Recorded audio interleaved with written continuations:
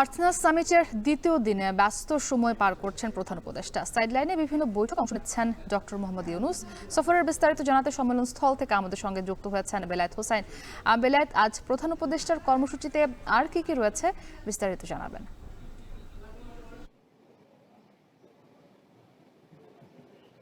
মুক্তি দ্বিতীয় দিনের আর্টিনা সামিট চলছে, তবে সামিটের মতো করে চলছে ডক্টর মোহাম্মদ ইউনূস তার ব্যস্ততা।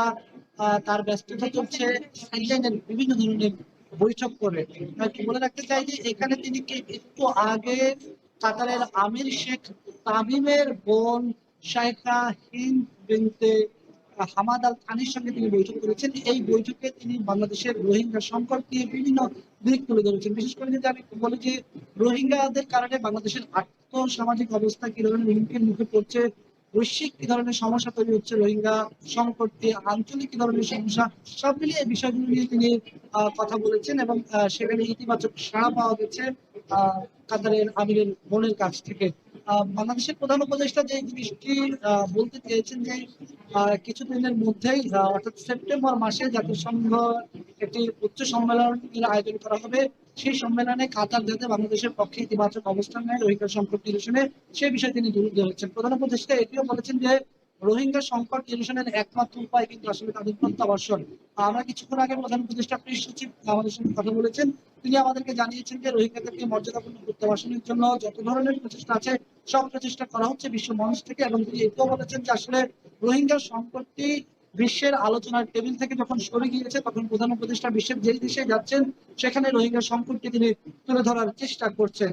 আজকে এই বৈঠকের পর এখন তিনি একটি আন্তর্জাতিক গণমাধ্যমে সাক্ষাৎকার দিতে গিয়েছেন। সেই সাক্ষাৎকারের পর তিনি কাতারের প্রতিরক্ষা মন্ত্রীর সঙ্গে বৈঠকে বসবেন এবং বিকালে এখানকার একটি বিশ্ববিদ্যালয়ে তিনি শিক্ষার্থীদের উদ্দেশ্যে ভাষণ দেবেন। আরো নানা ধরনের আয়োজনের সঙ্গে তিনি যুক্ত হবেন, অনেকগুলো বৈঠকে তিনি অংশ নেবেন।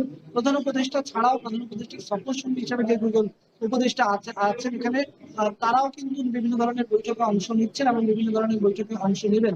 কাতারের সঙ্গে সবচেয়ে গুরুত্বপূর্ণ যে ইস্যুটি আলোচনা হয়েছে সেটি হচ্ছে এলএনজি সেক্টর নিয়ে। এলএনজি সেক্টরে যে 37 মিলিয়ন মার্কিন ডলার ঋণ বাকি ছিল সেটি 2 দিনের মধ্যে পরিশোধ করার ঘোষণা দেওয়া হয়েছে। একদিন কিন্তু এর মধ্যে চলে গেছে, অর্থাৎ এর মাধ্যমে বাংলাদেশ যদি 37 মিলিয়ন মার্কিন ডলার ঋণ পরিশোধ করে দেয়, এখানে বাংলাদেশের ভাবমূর্তি উন্নত হবে। প্রবাসী বাংলাদেশে বলছেন যে তাদের দিকে যে নেতিবাচক দৃষ্টিতে তাকানো হতো সেই নেতিবাচক দৃষ্টি সরে গিয়ে তাদের প্রতি ইতিবাচক হবে কাতার সরকার। একই সঙ্গে বাংলাদেশের সঙ্গে যে এলএনজি সেক্টরে যে অস্থিরতা ছিল সেই অস্থিরতা দূর হবে। বাংলাদেশের সঙ্গে আরো যে দ্বিপাক্ষিক বিষয়গুলো রয়েছে, যে দ্বিপাক্ষিক সম্পর্কের বিষয়গুলো রয়েছে, সেই সম্পর্কের বিষয়গুলো আরো জোরদার হবে। বাংলাদেশের বিনিয়োগ নিয়ে কথা হচ্ছে। বিডিআর চেয়ারম্যান এখানে আছেন আশিক চৌধুরী, তার সঙ্গে একটি বিশেষ বৈঠক রয়েছে কাতার সরকারের উদ্যোগী কর্মকর্তাদের সঙ্গে। তো সব মিলিয়ে এই সামিটের দ্বিতীয় দিনে নানা ধরনের ব্যস্ত সময় পার করছেন। প্রধান উপদেষ্টা আগামীকাল বাংলাদেশের কমিউনিটির সঙ্গে মত বিনিময় করবেন এবং এরপরেই এখান থেকে তিনি সরাসরি কাতারের দোহায় অনুষ্ঠিত আর্থনা শীর্ষ সম্মেলন থেকে বিস্তারিত জানাতে যুক্ত ছিলেন সহকর্মী বেলায়েত হোসাইন। RFL water